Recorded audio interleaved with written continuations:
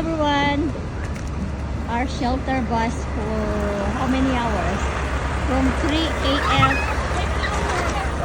to afternoon. Ito yung shelter namin. We're under investigation yung aming tirahan. So,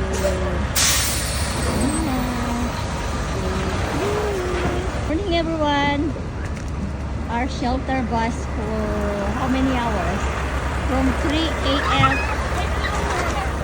to afternoon. Ito yung shelter namin. We're under investigation yung aming tirahan. So,